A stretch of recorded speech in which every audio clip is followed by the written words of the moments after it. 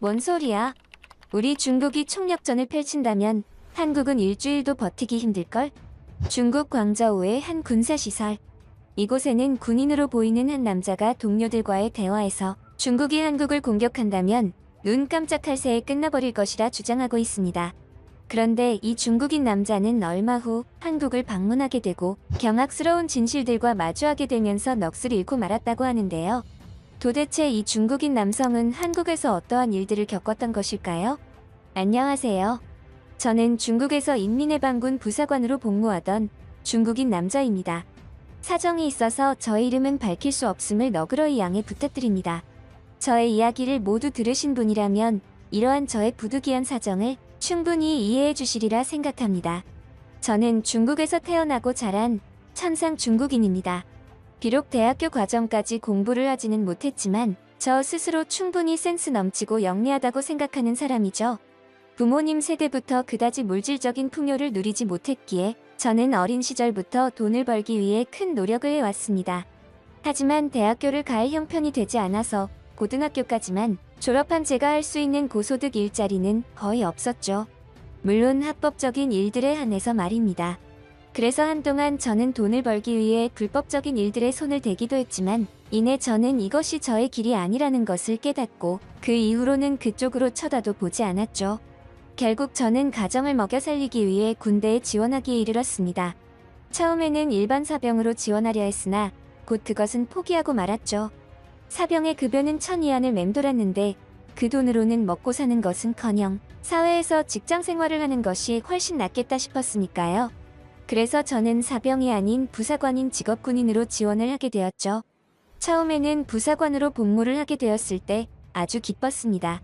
이곳에서 장기 복무를 하게 되면 우리 가족은 별탈 없이 먹고 살 수 있을 것이라 생각했거든요. 나만 열심히 하면 된다고 생각했습니다. 하지만 그 또한 저의 큰 착각이라는 것을 곧 알게 되었죠. 이 부사관마저도 임금이 그리 좋은 형편이 아니라는 것을 깨달았습니다. 초반에는 일반 직장인보다 못한 급여 수준이고 장기 복무를 하는 경우에는 그나마 겨우 일반 직장인급으로 급여가 올라가는 다소 잔인한 현실과 마주해야 했죠. 하지만 이때는 몰랐습니다. 차라리 군대가 더 환경이 좋았다는 사실을 말이죠. 이대로는 부모님을 모시고 가족을 먹여 살리기 어렵다고 판단한 저는 더 많은 돈을 벌기 위해 전역을 택했습니다. 그리고 얼마 지나지 않아서 이곳이야말로 진정한 지옥이 아닐까 하는 생각이 들고야 말았죠. 바깥 세상은 어느새 취업전쟁터가 되고 말았습니다. 제가 군에 입대할 당시에만 하더라도 급여가 적기는 하지만 취업이 안 되는 건 아니었는데 지금은 완전히 다른 세상에 온 것 같은 느낌이 들 정도였죠. 젊은 인력들은 물론이고 경력이 조금 있다고 하는 중년층들까지도 제대로 일하지 못해서 길거리를 헤매는 사람들이 많았습니다. 물론 중국은 넓고 정상적인 생활이 가능한 지역도 분명히 있을 것입니다. 하지만 제가 생활해야 하는 제 가족이 있는 이곳은 전혀 그런 생활과는 거리가 멀었던 것이죠. 결국 저는 먹고 살기 위해서 무슨 일이든 해야 했고 급기야 과거 불법적인 일들을 도맡아서 해오던 지인들에게까지 수소문을 해서 일자리를 구하려 했습니다. 그런데 그 지인들이 하는 소리에 저는 크게 놀랐는데요. 그들은 최근 들어 불법적인 일들은 당국의 단속으로 씨가 말랐고 차라리 다른 나라로 취업 활동을 해보는 게 어떻겠냐는 말을 했던 겁니다. 저는 중국이 아닌 다른 나라로 가서 일자리를 얻겠다는 생각은 전혀 해보지 않았기에 신선한 충격으로 다가왔죠. 아, 자네 그리고 한국어를 좀 한다고 하지 않았었나? 군대에서 그와 관련된 일을 했다면서? 그러면 차라리 한국으로 취업 활동을 하러 가는 건 어때? 다른 사람들은 가고 싶어도 가기 힘든 상황이지만 자네라면 가능할지도. 이게 이런 식으로 써먹히는 건가? 사실 저는 군에 있을 때 한국어로 된 책자들을 분석하고 해석하는 일을 했었는데 그것이 지금 이런 식으로 도움이 될 줄은 몰랐습니다. 지인의 말에 따르면 가고 싶어도 가지 못하는 사람들이 많은 만큼 분명히 좋은 자리라는 것은 확실히 느낌이 오더군요.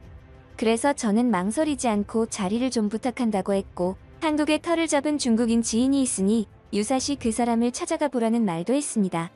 원래는 중국에서 군사 전문가로 활동하다가 한국에서 터를 잡고 살아가는 중국인이라나 뭐라나. 어차피 저는 무슨 일이든 해야만 하는 상황이라 외국으로 나가는 것쯤은 별것 아니라 생각하고 한국으로 떠나기 위해 필요한 준비를 해나갔죠. 그런데 한국에서 터를 잡았다는 그 사람은 왜 그곳에 터를 잡은 걸까?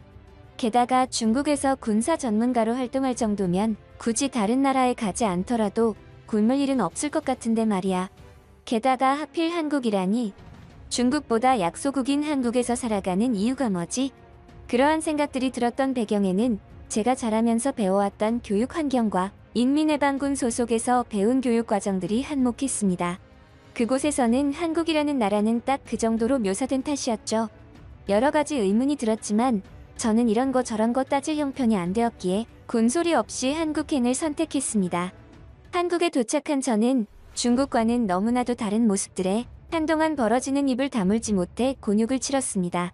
누가 보면 완전히 시골 깡촌에서 도시로 놀러온 사람처럼 보였을 테니까요. 뭐 사실 지금에서야 생각해본다면 그게 완전히 틀린 말은 아니겠네요. 한국은 제가 생각했던 것보다, 아니 제가 들었던 것보다 훨씬 발달한 도시의 모습을 하고 있었습니다. 제가 듣고 배우기로는 한국은 우리 중국보다 가난하고 못 사는 나라라고 배웠었고, 한국인들은 고기를 못 먹어서 매일같이 풀 반찬들만 먹고 사는 민족이라는 소리를 들었죠. 하지만 제가 목격한 한국인들의 생활은 완전히 그 반대였습니다. 고기를 판매하는 식당에서는 사람들이 너무나 여유롭게 고기를 뜯으며 술까지 곁들여 즐기고 있었고, 식당이 아니더라도 집에서도 늘 고기 반찬이 끊이지 않는 나라가 한국이었죠.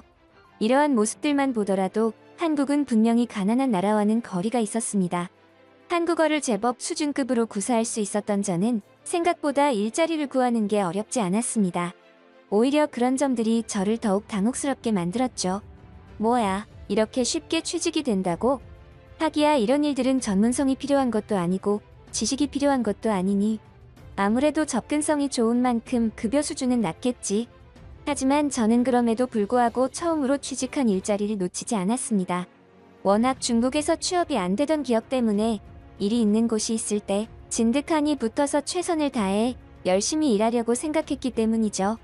제가 한국에서 처음으로 하게 된 일은 편의점에서 계산을 도와주고 물건들을 정리하는 관리 역할이었습니다.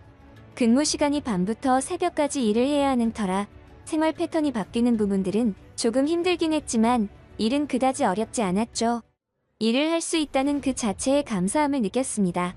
그런데 저는 월급을 받는 날 소스라치게 놀랄 수밖에 없었죠. 처음에는 돈이 잘못 들어왔나 착각을 했을 정도였습니다. 제가 받은 돈은 무려 부사관으로 복무하던 급여보다도 훨씬 많은 금액이었거든요. 이 정도의 돈이면 4급 군사장이나 소령 정도의 계급은 달아야 취득 가능한 급여 수준이었기에 저는 한동안 충격의 도가니에 빠져버렸죠. 한국인들은 이렇게 많은 돈을 벌면서 살고 있다는 건가? 그토록 대국이라 칭하던 중국보다 살기가 좋다는 거야? 심지어 내가 하는 일은 전문적인 기술이 필요한 일도 아니잖아. 한국을 약소국에다가 가난한 나라라고 생각했던 스스로가 부끄럽고 창피한 순간이었습니다. 대체 중국은 언제적 한국의 이야기를 교육하고 있는 것일까? 라는 생각이 절로 드는 순간이었죠. 한편으로는 소위 말하는 현타라는 게 오기도 했습니다. 그도 그럴 것이 지금 중국에는 열과 성의를 다해 수십 년간 몸과 열정을 바쳐서 직업군인으로 사는 중국인들보다 한국의 편의점에서 일하는 사람이 더욱 많은 급여를 받는다는 게 현실이니 그렇지 않겠습니까? 저는 그렇게 한국 편의점에서 밉보이거나 잘리지 않기 위해 최선을 다해 일을 했고 어느 정도 한국에서의 생활이 익숙해지기 시작했죠. 그러고 보니 한국에 이미 터를 잡고 살아가고 있는 중국인 군사 전문가가 있다고 하지 않았나? 과거 한국에 처음으로 방문할 당시에 지인에게 들었던 이야기가 생각이 나서 그 사람을 찾아가 보기로 했습니다. 혹시나 한국에서 생활하기 위한 팁이나 조언 같은 것이 있다면 들어두어서 나쁠 건 없다고 생각했죠. 확실히 오랜만에 모국의 사람과 이야기를 나누는 것은 저에게 있어서 즐거운 시간이 되었습니다. 외국의 혈혈 단신으로 와서 혼자 생활하다 보니 분명히 한국의 생활이 편하고 좋지만 중국에 있는 부모님 생각에 한 번씩 그리운 감정이 생겼거든요. 과거 군사 전문가로 활동하던 그 사람과 대화를 하던 중 저는 그로부터 충격적인 이야기를 듣게 되었습니다. 뭔 소리야? 우리 중국이 총력전을 펼친다면 한국은 일주일도 버티기 힘들걸? 발단은 각국의 세계 선진국들의 국방력, 그러니까 군사력에 대한 이야기를 하다가 나온 말이었죠. 중국이 비록 지금은 경제적으로 좋지 않은 부분들이 있다고 하나 군사력으로 본다면 미국과도 어깨를 나란히 하는 존재가 아니냐는 저의 발언이 있었습니다. 그리고 만약 미국의 개입 없이 중국이 한국과 전쟁이라도 벌이는 날에는 일주일 안으로 중국의 승리로 전쟁이 끝날 것이라는 저의 의견이 있었죠. 하지만 군사 전문가라고 하는 저 사람은 완전히 다른 생각을 가진 듯 했습니다. 그건 자네가 한국에 대해서 제대로 알지 못하기에 가능한 생각이야. 전 세계에서 한국의 군사력이 몇 위인지 아나? 5위일세, 5위. 이 작은 나라가 전 세계에서 싸움을 5번째로 잘한다는 말이야. 이게 무엇을 의미하는지 모르겠나? 아, 물론 핵은 배제를 해야 하는 부분이지. 현대 전쟁에서의 핵이라는 것은 있어도 사용은 하지 못하는 보기 좋은 떡일 뿐이야. 핵을 사용했다가는 아마도 본인의 나라가 핵 피해를 본 나라보다도 더욱 돌이킬 수 없는 피해를 보게 될 테니까. 물론 한국이 군사력으로만 본다면 3위인 중국에 뒤처지긴 하네. 하지만 이건 중국이 양적으로 우세하기 때문이지 절대 질적으로 우세해서 순위가 높은 것이 아니라는 것을 인지해야 돼. 인구를 봐. 중국은 14억의 인구이지만 한국은 겨우 5천만이야. 게다가 한국은 군인 수만 보게 되면 중국의 317만보다도 많은 382만의 군인을 보유하고 있어. 물론 한국은 예비역이 현역보다 훨씬 많고 현역으로만 따진다면 203만 명으로 중국이 훨씬 많긴 하지. 그런데 말이야. 한국은 예비역의 힘을 절대 무시하지 못해. 어떤 부분에서는 현역보다도 더욱 능수능란한 것이 예비역들이라고 볼 수 있거든. 공군력과 육군력, 그리고 해군력을 종합적으로 평가했을 때 한국의 군사력이 5위에 이른다는 것은 절대 무시하지 못할 부분이라는 말이지. 이 정도의 군사력이면 중국이 핵을 제외한 총력전을 펼친다고 해도 2년 안에 한국을 점령하는 것도 힘든 수준이 될 거야. 물론 지역적인 특성상 미국이 없이 중국과 한국 둘만의 전쟁으로 본다면 시간이 길어질수록 중국이 결국 이기긴 하겠지만 한국과의 전쟁으로 중국은 거의 반병신 상태나 다름없는 지경이 될걸? 그런 부분들을 중국도 잘 알고 있기 때문에 한국을 그토록 경계하는 거야. 과연 전문가는 전문가구나 하는 생각이 절로 드는 발언들이었습니다. 구구절절 전문적인 수치를 언급하며 술술 이야기하는데 자연스럽게 고개를 끄덕이게 되더군요. 그러고 보니 중국에서는 그토록 한국을 약소국이니 뭐니 얕잡아보는 말들을 하면서도 한편으로는 엄청나게 경계를 하는 것이 눈에 보였습니다. 한국은 가난한 데다 군사력이 약한 약소국이라 생각했던 스스로가 자괴감이 드는 순간이었죠. 저는 군사 전문가라는 지인을 만나게 되면서 생각의 완전한 전환이 이루어졌습니다. 그동안 제가 알고 있던 지식들이 모두 잘못된 지식이라는 것을 알아버렸죠. 손바닥으로는 하늘을 가릴 수 없다는 것을 여실히 깨달았습니다. 그동안 제가 중국에서 배워왔던 모든 교육들은 어쩌면 허상일지도 모른다는 생각을 지울 수 없었어요. 심지어 제가 그동안 자랑스럽게 생각하고 여겨왔던 저의 모국에 대한 자괴감마저 들었으니까요. 그렇게 저는 한국에서 다소 의아스럽지만 행복한 생활을 영위했고 제가 평생 만져보지 못할 정도의 돈을 벌었습니다. 물론 한국분들 기준으로는 그리 큰 돈은 아니었겠지만 말이죠. 그리고 저는 선택을 했습니다. 부모님을 모시기 위해 다시 중국으로 돌아가는 선택을 말이에요. 저 혼자 잘 먹고 잘 살자고 부모님을 나 몰라라 할 수는 없었거든요. 하지만 저는 다시 중국으로 돌아온 것을 크게 후회하고 말았습니다. 중국으로 돌아와 그동안 누려보지 못한 여유 있는 생활을 누릴 수 있었고 처음으로 부모님에게 효도라는 것을 할 수 있어서 너무나 행복했습니다. 이 모든 것들은 한국에서의 생활 덕분이었죠. 하지만 이놈의 입방정이 문제였을까요? 아니면 한국에서의 생활로 인해 제 모국에 대해서 잠시 잊고 있었던 것일까요? 저는 한국에서의 생활을 지인들에게 이야기했고 그 이야기들 중에는 한국의 경제가 중국의 경제보다 좋은 것 같다는 내용도 포함되어 있었습니다. 그리고 저는 얼마 지나지 않아서 감옥에 들어가야 했고 수개월이나 그곳에서 힘든 시간을 보내야 했죠. 그날 이후로 저는 중국에서 벗어나기 위해 안간힘을 쓰고 있습니다. 물론 힘든 일이 되겠지만 한국에서의 생활은 저에게 진실에 눈을 뜨게 해주는 계기가 되었죠. 진실을 아는 한. 지속해서 손바닥으로 하늘을 가린다고 한들 그게 무슨 소용이겠습니까? 미국 남부 루이지애나주 근처의 고속도로. 어머 어떡해. 일가족이 탑승한 차라는데 아기도 있어. 다 죽은 거 아냐? 이게 다 무슨 일이야. 미국의 한 고속도로에서 일가족이 탑승한 차량 한 대가 처참하게 구겨진 상태로 구조대에 의해 구조 작업이 이루어지고 있습니다. 그리고 그 주변에서는 몰려든 사람들이 피해를 본 일가족에 대해 안타까운 이야기를 하며 수군거리고 있습니다. 처참하게 사고를 당한 일가족 중 젊은 여성은 20년 후 시어머니를 만나기 위해 한국을 찾게 되고 그곳에서 상상도 하지 못했던 충격적인 진실과 마주했다고 하는데요. 도대체 그녀에게는 무슨 사연이 있었던 것일까요? 안녕하세요. 저는 한때 미국 루이지애나주에 거주하던 미국 여성 에바 말이라고 합니다. 제가 오늘 많은 분에게 공개하고자 하는 이야기는 저의 악몽 같았던 지난날들과 기적 같은 저의 한국인 가족에 관한 이야기입니다. 사실 개인적으로는 이러한 저의 치부 같은 이야기들을 공개하는 것에 조금은 망설임이 있었지만 이 일로 인하여 극히 일부의 사람에라도 도움이 된다면 그것으로 충분하다는 마음으로 결심한 것이죠. 저는 미국에서 차량 생산직에 근무하며 만난 한국인 남자와 사랑에 빠졌습니다. 한국 남자들은 모두 그런가요? 생각만으로도 미소 짓게 만드는 그 남자는 평소에는 참으로 무뚝뚝한 사람이었습니다. 하지만 외형적으로 그다지 남자답지 못했던 그이었지만 그 심성이나 강단은 아주 터프했죠. 또 저에게는 한없이 자상하고 배려심이 깊었고요. 저는 그러한 모습들이 너무나 매력적으로 다가왔고 결국 깊은 사이로 발전하여 결혼까지 하게 되었습니다. 속도 위반을 해서 결혼식을 올리자마자 우리 딸 에이미를 낳았죠. 참으로 행복했습니다. 제가 이렇게 사랑하는 남자와 결혼까지 하여 눈에 넣어도 아프지 않을 딸까지 생겼으니 이보다 더 행복한 나날들이 어디 있겠습니까? 하지만 하늘은 그런 저를 질투했던 것일까요? 그날 이후 저의 행복은 티끌 하나 남기지 않은 채 어둠 속으로 사라져버리고 말았죠. 남편과 제가 결혼한 지 3주년. 그러니까 에이미가 2살이 되던 해였습니다. 우리는 결혼 이후에 경제적으로 자리를 잡기 위해 일만 주구장창하다가 처음으로 여행을 가게 되었죠. 저는 많이 들떠 있었고 날아갈 듯 기분이 좋았습니다. 결혼 이후 처음으로 가는 여행이기도 했고 이번에는 남편과 저 둘만 가는 것이 아니라 우리 딸도 함께였으니까요. 하지만 이때는 몰랐죠. 우리에게 그러한 일들이 닥칠 줄 말입니다. 고속도로를 주행하던 저희의 차를 무리하게 추월하던 차량 때문에 큰 사고가 나고 말았습니다. 차량을 운행하다 보면 저 혼자만 안전운전을 한다고 해서 안전할 수 있는 것이 아니라는 것을 깨닫는 순간이었죠. 차량에 큰 충격이 가해지고 에어백이 터지는 순간까지는 기억이 났지만 그 이후로는 전혀 기억이 나질 않았습니다.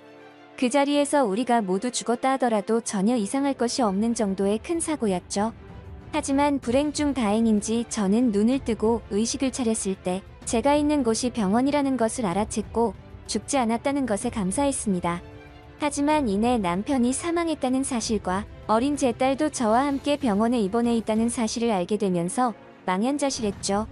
남편의 사망 소식에 슬퍼할 겨를도 없이 딸의 상태가 걱정되었습니다. 너무나 어렸기에 딸도 잘못되면 어쩌나 하는 노파심이었죠. 병원 관계자에게 들은 바로는 죽은 저의 남편 덕분에 저와 딸이 살아있는 것으로 보였습니다. 마지막 차량에 충격이 가해질 때 순간적으로 핸들을 조종하여 최대한 운전석 쪽으로 충격이 가해지게끔 했다는 것이었죠. 원래는 사람이 위험한 순간이 오면 본능적으로 자신을 보호하기 위해 운전석이 아닌 다른 쪽으로 핸들을 돌리곤 한다는데 우리 남편은 끔찍이도 가족을 사랑했나 보다라며 안타까운 말을 들었습니다. 차라리 나를 데려가지. 하늘도 참 무심하시지. 저는 지금의 상황의 슬픔과 분노를 동시에 느꼈습니다. 하지만 저는 어느 정도 몸이 회복된 다음 정신을 차려야 했습니다. 이제는 딸을 보호할 수 있는 보호자라곤 저 혼자뿐이었으니까요. 이제는 과거보다 2배로 더 열심히 경제활동을 해야 했습니다. 그렇지만 지금처럼 병상에 누운 상태로는 그 어떤 활동도 할 수 없었고 오히려 그것보다 정상적인 생활이 가능할지부터 걱정을 해야 하는 상태였죠. 만약 저의 이 하찮은 몸뚱아리마저 쓸모없게 되어버린다면 정말이지 한낱 희망도 사라져버릴 것이기에 수도 없이 속으로 기도했습니다. 제발 내 딸이 성인이 될 때까지만이라도 이 몸뚱아리는 굴려서 살아갈 수 있게 해달라고. 그래야만 저도 하늘에 있는 남편에게 나중에 할 말이 있을 것으로 생각했죠. 천만다행으로 딸도 생명에 지장이 있는 고비는 넘겼고 회복을 잘하고 있었습니다.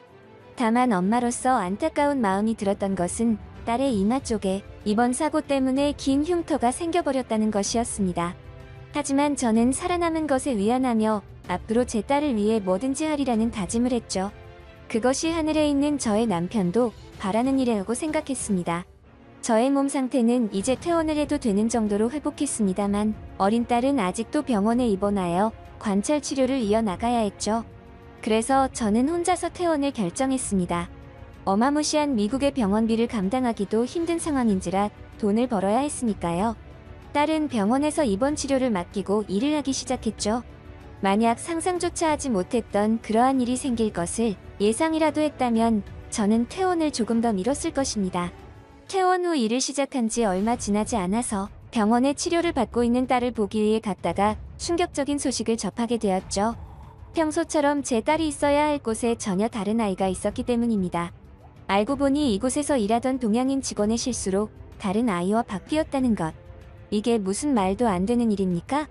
아무리 제 딸이 아직 어리기로써니 다른 신생아와 헷갈려서 바뀐다는 게 상식적으로 이해가 되지 않았죠.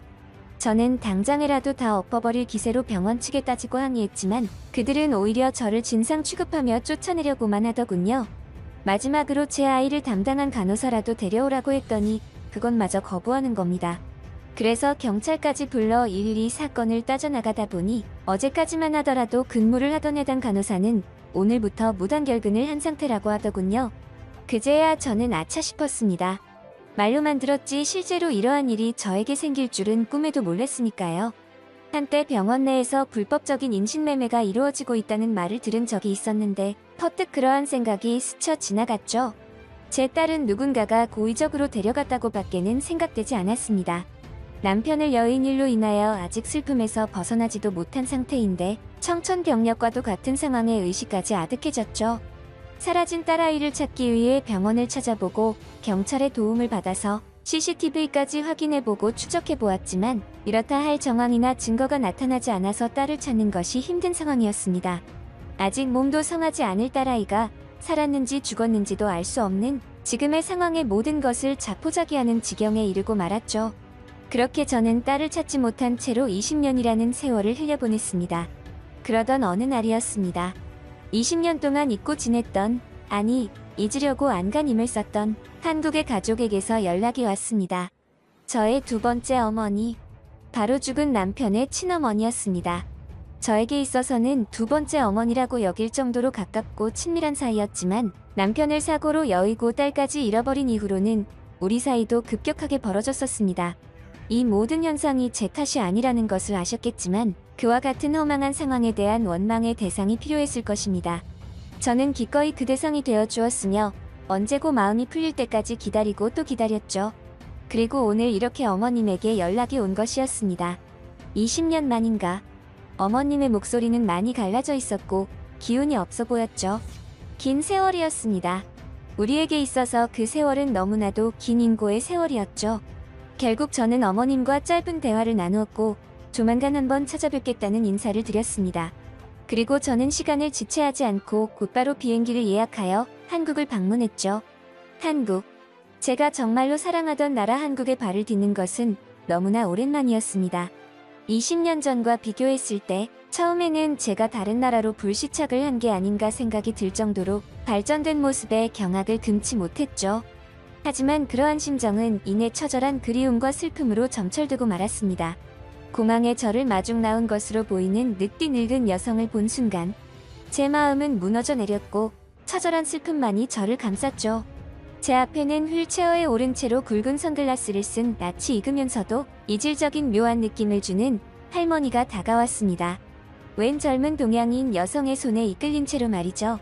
아니, 동양인이 아니라 미국이나 유럽 계통으로 보이기도 했습니다. 아무튼 아주 예쁘게 생긴 여성이었죠. 그리고 저는 한참 동안 어머님을 끌어안으며 오열했고 어머님은 그런 저의 감정이 어느 정도 진정이 될 때까지 기다려주었습니다. 그토록 건강하시던 어머님은 어느덧 휠체어가 없으면 이동을 할 수 없을 정도로 쇠약해져 있었고 눈은 또 어쩌다가 저 지경이 되었는지 시력을 거의 잃어 맹인이 되어 있었습니다. 그러한 사실들은 저에게 큰 죄책감과 슬픔으로 다가왔죠. 하지만 그보다 더욱 크게 저의 심장을 찢어발기는 충격적인 진실과 마주해야 했을 때 그때는 정말이지 그 자리에서 혼절하지 않은 것이 천만다행이라는 생각을 해야 했습니다. 한참 동안 어머님과 이야기를 나누다가 갑자기 어머님께서 하신 놀랍고도 충격적인 말에 저는 한참이나 정신이 몽롱해졌죠. 에바 마리. 이제는 이 늙은 시어미 말고 자네 딸과도 인사를 좀 나누게. 이제야 너를 찾아온 것이 그것이 내 한이야. 조금 더 일찍 만났다면 더 좋았을 텐데. 조금만 더. 그랬다면 나도 자네도 이렇게까지 되지는 않았을 텐데. 알 수 없는 이야기를 하는 어머님의 모습에 저는 너무나 혼란스러웠습니다. 내 딸이라니. 혹시 어머님께서 노망이라도 나신 걸까? 하는 생각을 하지 않을 수 없었죠. 왜 치매에 걸린 사람들은 간혹 저런 식으로 생뚱맞은 소리를 하시곤 하니까요. 하지만 어머님의 그러한 말에 젊은 여성에게 시선이 꽂힌 저는 그제야 지금의 분위기가 심상치 않음을 직감했습니다. 한국인인지 서양인인지 분간이 힘든 아리따운 저 여성은 잔뜩 긴장한 표정으로 어머님의 휠체어를 잡은 손을 부르르 떨고 있었죠. 그리고 그녀의 눈망울은 금방이라도 닭똥 같은 눈물을 흘릴 것처럼 촉촉하게 젖어 있었습니다. 그러한 모습을 본 그 순간 제 심장은 무언가 모를 극심한 통증을 느꼈습니다. 마치 바늘로 콕콕 찌르는 듯한 기묘한 통증. 그리고 머리카락으로 반쯤 가려져 있던 그녀의 이마가 옆으로 지나가는 행인이 일으키는 바람에 살짝 스치며 걷어졌고 저는 그 자리에서 털썩 주저앉아 통곡을 하며 오열하고 말았죠. 머리카락으로 가려져 있던 그녀의 이마 한켠에는 긴 흉터가 자리 잡고 있었습니다. 내 딸이었습니다. 그 이후로도 한참이나 공항에서 마음을 진정시키기 위해 노력해야 했고 심지어 저의 이러한 곡소리에 공항의 직원분들까지 저에게 다가와 도움이 필요한 상황이냐고 했을 정도였죠. 그간의 자초지종을 들어보니 정말이지 하늘이 도운 것이 아닌가 하는 생각이 들 정도였습니다. 남편이 떠난 그 사고로 딸과 함께 병원 생활을 하던 당시 사라져버린 딸은 미국에 있는 어느 한국인 부부에게 입양되었다고 했습니다. 하지만 몇 년 안 되어 그들이 모두 사망하게 되면서 부득 제 딸은 혼자서 그 험난한 세월을 견뎌야만 했죠. 그리고 성인이 된 이후 평소에 자신이 좋아하던 한국에 대한 호기심에 한국 생활을 시작했다고. 그러다가 요양보호사 일을 잠시 하게 되었는데 이때 어머님을 만난 모양이었습니다. 그 와중에 어머님은 요양보호를 받지 않으면 안 될 정도로 시력을 잃고 쇠약해진 상태였고 워낙 오랜 세월이 흐른 탓에 딸을 알아보기도 힘들었을 텐데 끈끈하게 이어진 가족의 끈이 우리를 이어준 모양이었습니다. 눈이 보이지 않던 어머님께서 딸과 대화를 많이 나누다 보니 심상치 않은 딸의 사연도 알게 되었고 나이와 행적 등을 이리저리 파악하다가 직감적으로 혹시나 자신의 손녀가 아닐까 생각했다고요. 지푸라기라도 잡는 심정으로 유전자 검사를 한 결과 지금의 기적 같은 상황이 펼쳐진 것이었습니다. 그날 이후 어머님은 마치 자신의 책임을 다한 듯 얼마 지나지 않아 돌아가셨습니다. 그리고 저는 어머님께서 살던 그 집에서 새로운 삶을 시작했죠. 저의 사랑스러운 딸과 함께. 어머님은 지금쯤 저희 남편과 제외하여 그동안 풀지 못한 한을 풀고 계실까요? 저는 한 번씩 생각합니다. 하늘에 있는 남편이 저에게 새로운 삶을 살게 해주려고 딸을 다시 찾아준 것은 아닐까 하고요. 박성철, 내 남편. 오랜만에 불러보네. 여보 고마워. 지금부터라도 우리 딸 제대로 보살펴서 행복하게 살게 할게. 언젠가 우리 그곳에서 보더라도 웃으면서 만나자.